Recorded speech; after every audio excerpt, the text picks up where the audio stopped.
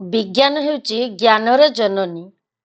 ପିଲାଙ୍କ ମନରେ ଲୁକାୟିତ ହୋଇ ରହିଥିବା ସୂକ୍ଷ୍ମ ଜ୍ଞାନର ବିକାଶ କରିବା, ସେମାନଙ୍କ ମନରେ ବୈଜ୍ଞାନିକ ମନୋବୃତ୍ତି ସୃଷ୍ଟି କରିବା ଆଜିର ଆମର ଏ ପ୍ରଦର୍ଶନୀର ଉଦ୍ଦେଶ୍ୟ। ଆଜିର ଆଧୁନିକ ଯୁଗକୁ ବିଜ୍ଞାନ ଯୁଗ କହିଲେ ଅତ୍ୟୁକ୍ତି ହେବ ନାହିଁ। ଆମର ଦୈନନ୍ଦିନ ଜୀବନକୁ ସରଳ ଓ ସାବଲୀଳ କରିବାରେ ବିଜ୍ଞାନର ଭୂମିକା ସର୍ବଜନ ସ୍ୱୀକୃତ।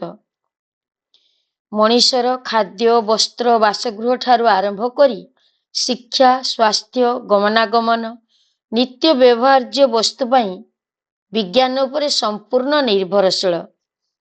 ଆମେ ଆଜି ପିଲାମାନଙ୍କର ସେହି ସୂକ୍ଷ୍ମ କଳାର ବିକାଶ ପାଇଁ ଆରମ୍ଭ କରିଥିବା ଏହି ବିଦ୍ୟାଳୟ ସ୍ତରୀୟ ବିଜ୍ଞାନ ପ୍ରଦର୍ଶନୀରେ ଉଦ୍ଘାଟନୀ ଉତ୍ସବରେ ଉପସ୍ଥିତ ମୁଖ୍ୟ ଅତିଥି ଆମ ସଦର ବ୍ଲକର ଏବିଓ କାମ BRCC sir Shriyukta Subhendu Kumar Tripathi sir, Sunahat କ୍ଲଷ୍ଟରର CRCC madam Sasmita Panda, SMC chairperson Shriyukta Laxmidhar Swain sir, ବିଜ୍ଞାନ ଶିକ୍ଷୟିତ୍ରୀ ଶ୍ରୀମତୀ ପୁଷ୍ପାଞ୍ଜଳି ସାହୁ ମ୍ୟାଡାମ, ଶ୍ରୀମତୀ ଗୀତି ମଞ୍ଜରୀ ରାୟ ମହାପାତ୍ର ମ୍ୟାଡାମ, ସମସ୍ତ ଏସଏମସିର ସଭ୍ୟସଭ୍ୟା, ସମସ୍ତ ଶିକ୍ଷକ ଶିକ୍ଷୟିତ୍ରୀ, ଆଦରର ପିଲାମାନେ, ସମସ୍ତଙ୍କୁ ଏହି କାର୍ଯ୍ୟକ୍ରମକୁ ସ୍ୱାଗତ ଓ ଶୁଭେଚ୍ଛା।